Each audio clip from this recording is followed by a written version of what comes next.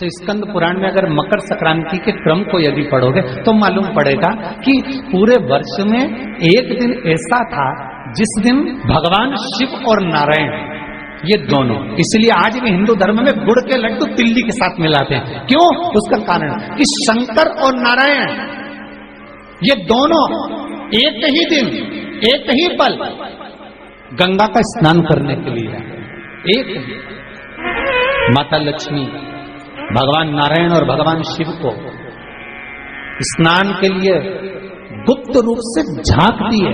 तो भगवान विष्णु ने तिरछी दृष्टि में माता लक्ष्मी को देखा, तो माता लक्ष्मी को देखकर भगवान विष्णु शिव जी को देखे तो शंकर भगवान ने कहा, नारायण हमने देख लिया महारानी लक्ष्मी झांक रही है, हमने वर दे दिया कि लक्ष्मी का एक नाम गुप्त लक्ष्मी रहेगा।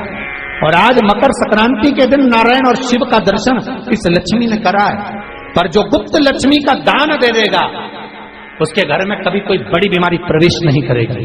कैंसर जैसा रोग, किडनी और लीवर का रोग नहीं हो सकता। आज भी नियम है कि मकर संक्रांति के दिन एक लड्डू बनाया जाता है गुड़ और तिल्ली का, उसमें 1 का सिक्का 2 का सिक्का या कोई लक्ष्मी उसमें फंसा दी जाती है और लड्डू को पैक कर कर किसी मंदिर में दान दे दिया जाता है। उसको कहते हैं गुप्त लक्ष्मी, जिससे घर में कोई बड़ी बीमारी प्रवेश नहीं, वो केवल मकर संक्रांति को ही होता है। कौन से पुराण में लिखा है कि 14 चीज देना चाहिए? 14 चीजें दान देना है। किस पुराण में लिखा है? कोई तुमसे पूछ सकता है तो महाराज आप कह सकते हो अग्नि पुराण में वर्णन आता है। देवऋषि नारद भगवान विष्णु के पास जाकर पूछते हैं, नारायण कृपा करिए। भगवान विष्णु ने पूछा क्या बात है, बोलिए देवऋषि नारद क्या चाहते हैं, हमें इतना सा बता दो। शिव जी के यहां जाते हैं तो पहले उनके द्वारपाल से पूछना पड़ता है अंदर जाने के लिए। ब्रह्मा जी के यहां जाते हैं तो ब्रह्मा जी के द्वारपाल से पूछना पड़ता है। इंद्र के यहां जाते हैं तो इंद्र के द्वारपाल से पूछना पड़ता है। हम जितनी भी जगह जाते हैं तो कोई ना कोई द्वारपाल से हमें पूछना पड़ता है अंदर जाने के लिए। भगवान देवऋषि नारद कह रहे हैं, नारायण से कुछ ऐसी कृपा कर दो कि हमें किसी से आज्ञा लेना ही नहीं पड़े। भगवान विष्णु तो उनकी बात को बस थोड़ा सा सुने और अंदर चले गए। नारद जी को लगा हमारा तो कोई जवाब ही नहीं दिया। नारद जी वहीं पर टिक गए, खड़े रहे, नाम जाप करते। विष्णु वापिस आए और देवऋषि नारद से कहा एक काम करो, जब सूर्य मकर में प्रवेश करते हुए उत्तरायण की ओर जावे, उस घड़ी उस पल में देवऋषि नारद तुम 14 बार भगवान के नाम का, शिव नाम का दान दे दीजिए। भगवान नारायण के नाम का, राम नाम का, कृष्ण नाम का दान दे दीजिए। अब देखो यहां पर यह नहीं लिखा कि प्लास्टिक का डब्बा दो, समझ लेना जी हो अच्छे से कि लोगों ने दान को कितना भ्रष्ट कर दिया वो बताया जाएगा। अग्नि पुराण में यह नहीं लिखा कि तुम प्लास्टिक की चाय की चन्नी दो 14, बाल्टी दो 14, या प्लास्टिक का डब्बा दो 14। यहां पर यह नहीं लिखा है कुछ भी हो। यहां क्या लिखा अग्नि पुराण में कि मकर संक्रांति के दिन जब सूर्य उत्तरायण भाव में प्रवेश करे, मकर में जावे, उस समय पर देवऋषि नारद तुम्हारे मुख से अगर 14 बार भगवान के नाम का दान 14 जीवों को दे आओगे तो किसी भी देवता के पास जाओगे तुम्हें परमिशन की जरूरत नहीं पड़ेगी, तुम डायरेक्ट प्रवेश कर जाओगे। डायरेक्ट। अब तुमको अगर वैकुंठ में डायरेक्ट प्रवेश करना हो तो बिना पूछे, तो उसके लिए कहा ही मकर संक्रांति पे दान दो। तो किस चीज का दान देना है हमारा? प्लास्टिक का डब्बा नहीं, बाल्टी नहीं, चन्नी नहीं, किस चीज का दान? तो कहा अगर देवर्षि नारद आप दान दे रहे हो तो 14 नाम का दान दीजिए, 14 जीवों को नाम का दान दे दो, भगवान के नाम का भजन करो।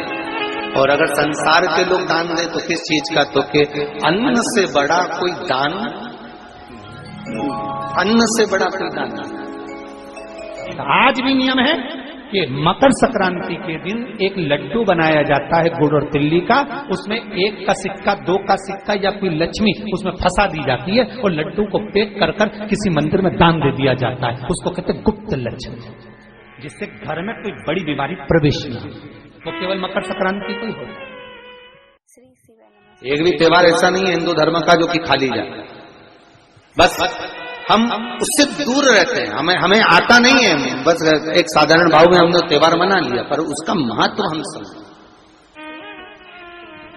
उसको जाने कि उसकी महत्वता क्या।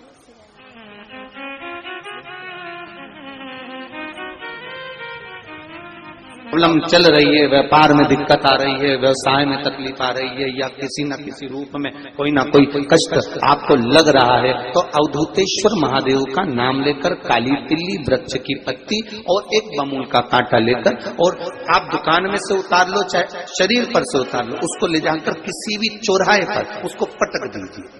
चौरस्ते पर नहीं डाल सकते तो बहते हुए पानी में डाल दीजिए, बहता हुआ पानी ना मिले तो पीपल के वृक्ष के नीचे डाल दीजिए, पर उसको मकर राशि के प्रविष्ट भाव में ही डालना।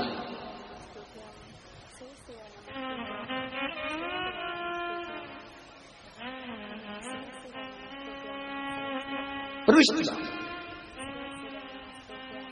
हमारे हिंदू धर्म में जितने भी त्योहार आते हैं ना, ये त्योहार कोई साधारण नहीं होते। हमारे हिंदू धर्म में जितने भी त्योहार हैं, ये कुछ ना कुछ हमें सुख का भान कराते। किसी व्यक्ति ने मालूम पड़े कोई भूमि पर कब्जा कर लिया और नहीं छोड़ रहे, तो उसके लिए भी कल का दिन बड़ा महत्वपूर्ण है महाराज। उसके लिए भी कल का दिवस बड़ा महत्वपूर्ण है महाराज। मान लो अगर कोई कब्जा कर लिया हो और वो प्लाट या कोई दुकान, कोई व्यापार के स्थान नहीं छोड़ रहा, तो उसके लिए भी कल का दिन शास्त्र कहता है महाराज जी, शमी पत्र की 5 पत्तियां। कितनी पत्तियां लेना है? 5। शमी पत्र की 5 पत्ती, बेल पत्र की 11 पत्ती। मकर राशि में प्रवेश करते समय सूर्य का स्मरण करते हुए सूर्य पे से 7 बार घुमाकर भगवान शिव का नाम मंत्र लेते हुए, जो शिव महापुराण का मूल मंत्र है, श्री, बोलिए जम के, श्री शिवाय नमस्तुभ्यम। शिव महापुराण के मूल मंत्र का स्मरण कर कर सूर्य पर से घुमाकर शंकर भगवान के शिवलिंग पर जो समर्पित कर देता है, और चढ़ी हुई एक बेलपत्र शमी पत्र उस स्थान पर डाल देता है जो कब्जा नहीं छोड़ रहा, महाराज 6 महीने के अंदर वो कब्जा छोड़कर भागता नजर आता। और थोड़ी भी मात्रा का अगर कर्जा है तो उस कर्जे को चुका